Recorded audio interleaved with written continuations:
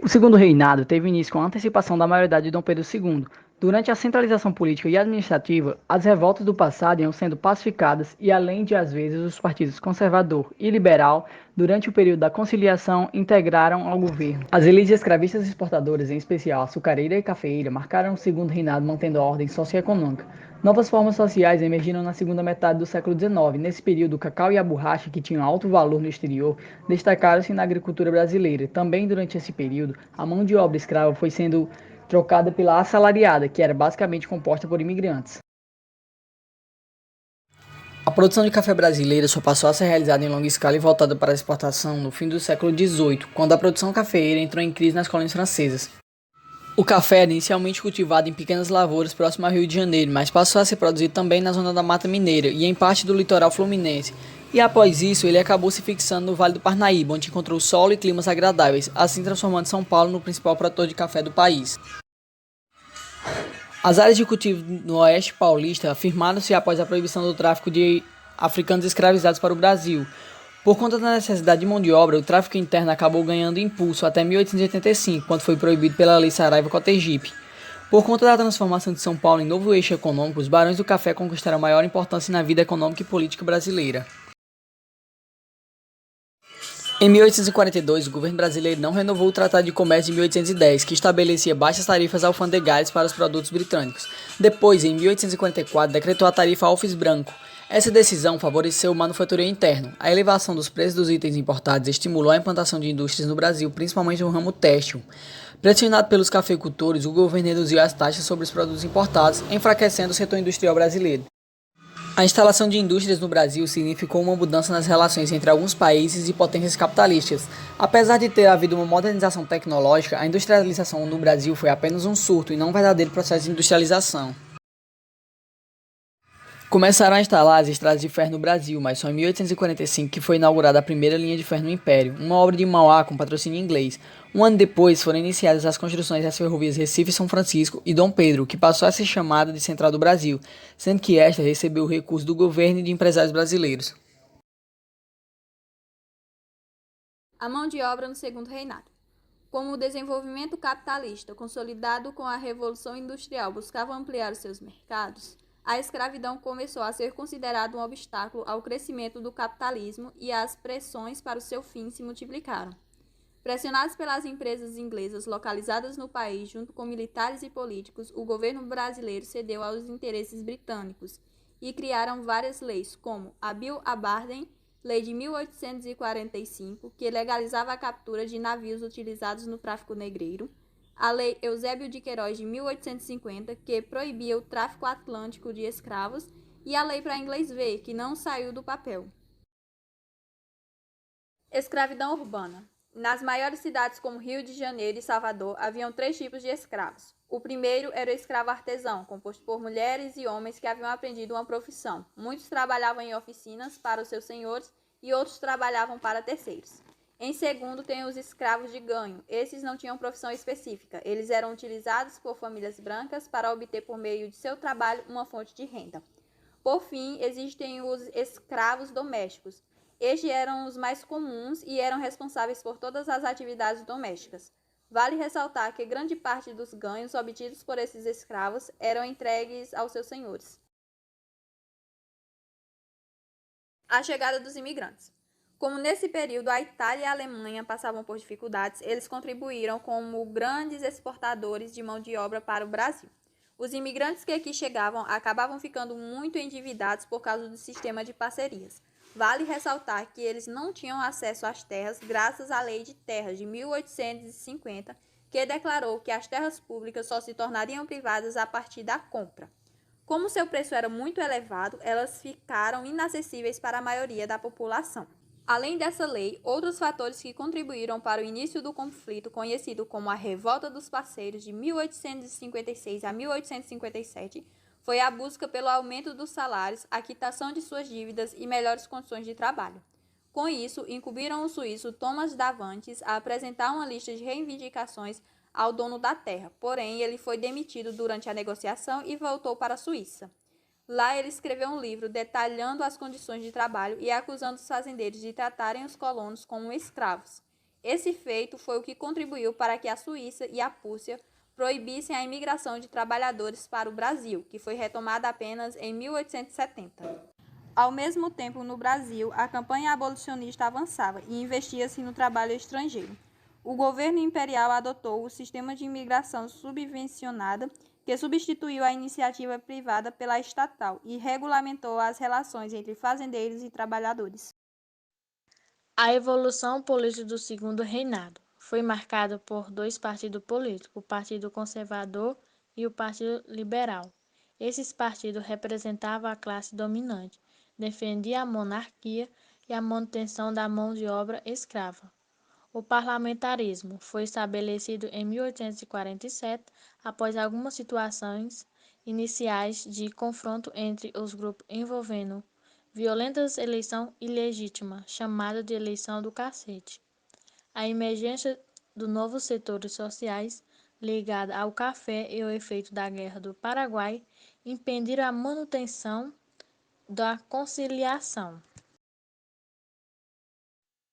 A Revolução Praeira Pernambucana, de 1848 a 1850, foi o desfecho de um longo ciclo revolucionário pernambucano.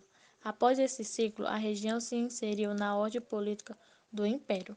O movimento recebeu esse nome porque o jornal divulgador dos ideais do revoltoso tinha sua sede na Rua da Praia, no Recife.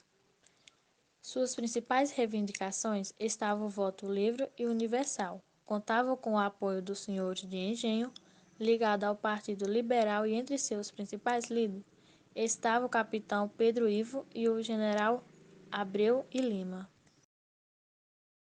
Vamos falar do tópico 3, política externa e a crise do Império Oligárquico. Quando teve a instauração do parlamentarismo,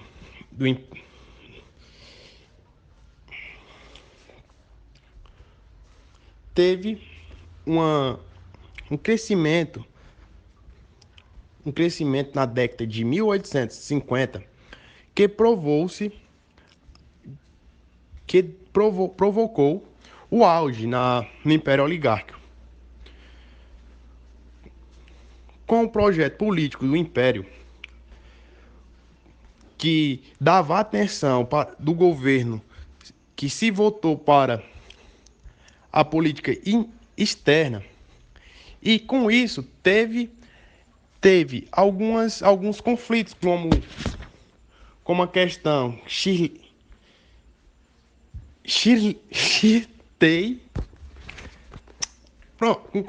com o conflito do Rio Prata, que nós vamos falar agora.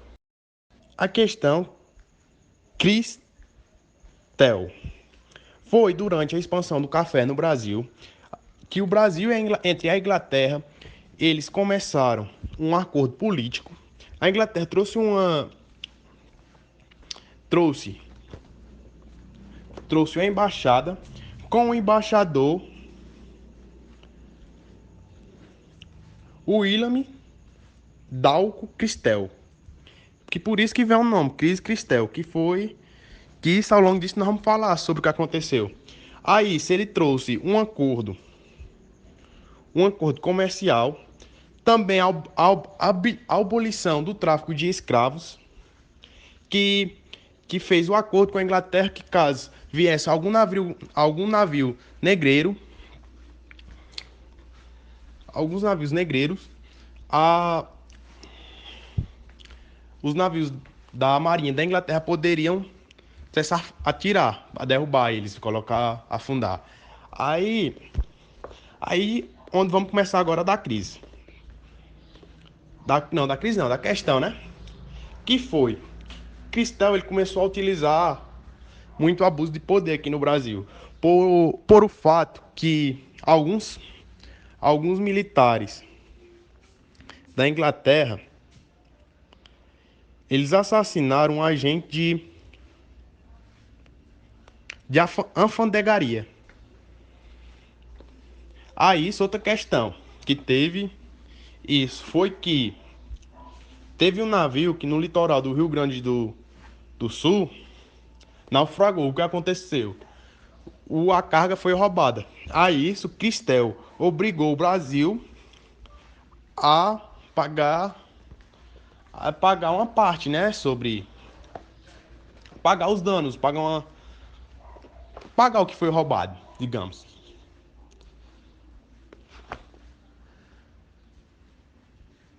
Aí Dom Pedro II pagou a indenização e durante 1865 o governo brasileiro acabou o decreto com o governo britânico. Intervenção brasileira na região do Rio de Prata. O Rio de Prata, ele liga 3 países, né? Brasil, Argentina, Portugal e Uruguai. Quer dizer, no 4, né? Aí o que acontece? Lá no Rio de Prata é muito circulado o fluxo de mercado, né? Da economia. Aí esses países tava tendo conflito. Aí o Brasil, o rei do Brasil, para acabar com esse conflito, manda tropas armadas para facilitar a navegação e ligar o comércio desses países. A Guerra do Paraguai. As razões desse conflito, também chamados de Guerra da Tríplice Aliança ou Guerra Grande, são bastante diversas. Segundo essa versão, Solano Lopes pretendia criar o Paraguai maior, anexando para isso as regiões da Argentina, do Uruguai e do Brasil, como o Rio Grande do Sul e do Mato Grosso, que assim obteria acesso ao Atlântico, que ele considerava essencial para a continuação de desenvolvimento econômico do país. Diante dessa guerra, provocou a morte de cerca de 40 mil brasileiros. Sobretudo estavam os negros e os mestiços. Hoje se sabe que eles atuaram no conflito como verdadeiros soldados e foram considerados bravos auxiliares por oficiais do nosso exército. O fim do Império. Questão religiosa, que foi o enfrentamento entre as igrejas católicas e a maçonaria. Com isso, Dom Pedro II, que era maçom, puniu os bispos de Olinda e de Belém, que seguiram a ordem do Papa, que era expulsar de sua igreja membros da maçonaria. Com isso, Dom Pedro II foi contra e puniu os bispos, embora o bispo não foi punido de forma de como foi determinado, que seria 4 anos de prisão, trabalho forçado. Eles tinham cumprido em menos da metade da pena. A questão militar. Exército brasileiro descontente com o Império que não recebeu indenização em função da vitória da Guerra do Paraguai. Descontente com o governo brasileiro porque grande parte das pessoas que atuaram a luta era negro. Portanto, o Exército defendia a abolição. E o nosso governo era um governo imperial escravocrata. O republicanismo. Em 1870, a imprensa do Rio de Janeiro publicou o Manifesto Republicano, elaborado por integrantes de uma dissidência radical do Partido Liberal. Já no mesmo ano, um grande grupo de cafeicultores paulistas aderiu ao movimento republicano nas convenções de Itu. Aí, um dos ideais dos cafeicultores era conquistar maior autonomia para as províncias, que as alianças entre os oficiais do Exército, cafeicultores e setores médios urbanos possibilitaram o republicanismo, observado passivamente pela Igreja, que por isso distanciaram-se dele a partir de 1888, que foi enfraquecendo ainda mais o regime. No final daquele ano, na tentativa de salvar a monarquia, Dom Pedro II nomeou Afonso Celso Oliveira, Visconde de Ouro Preto, para cargo de primeiro-ministro. Com isso, Ouro Preto lançou um projeto de reformas políticas inspirado nas ideias republicanas. Porém, o parlamento recusou o projeto para tentar manter os seus privilégios. A recusa desencadeou uma crise que provocou o fechamento da Assembleia Legislativa e a convocação de novas eleições.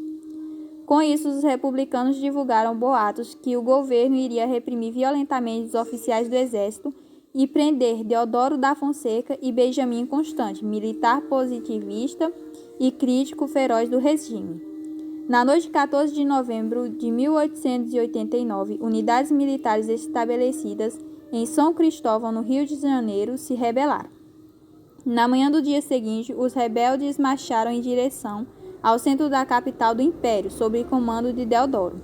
Na tarde do mesmo dia, na Câmara Municipal do Rio de Janeiro, José Patrocínio declarava a proclamação da República. Ausente do Rio de Janeiro, Dom Pedro II foi ordenado a sair do país pelo novo governo pressionado por Deodoro da Fonseca. Na madrugada de 17 de novembro, acompanhado pela família, ele embarcou para a Europa e ali se declarava o fim da monarquia no Brasil. O processo abolicionista. Nesse período, o Brasil era o único país independente da América que ainda não tinha abolido a escravidão. Com isso, a Inglaterra pressionou o Brasil com a intenção de criar a Lei Bill Arbitration. Com essa pressão, o Brasil aprovou em 1850 a Lei Eusébio de Queiroz, que proibia definitivamente o tráfico de escravos. Na década de 1870, os movimentos abolicionistas se intensificaram. Nomes como José Patrocínio, Luiz Gama e Joaquim Nabuco passaram a defender abertamente o fim da escravidão no Brasil. Em 1871, foi criada a Lei do Ventre Livre, na qual não nasciam mais escravos no Brasil. Em 1885, foi criada a Lei do Sexagenário, na qual libertava os escravos com mais de 60 anos e que obrigava o governo a pagar uma indenização aos donos desses escravos. Somente em 13 de maio de 1888 foi assinada a Lei Áurea, que abolia definitivamente a escravidão no Brasil. Vale ressaltar que a Lei Áurea libertou os escravos, porém não os amparou em nada.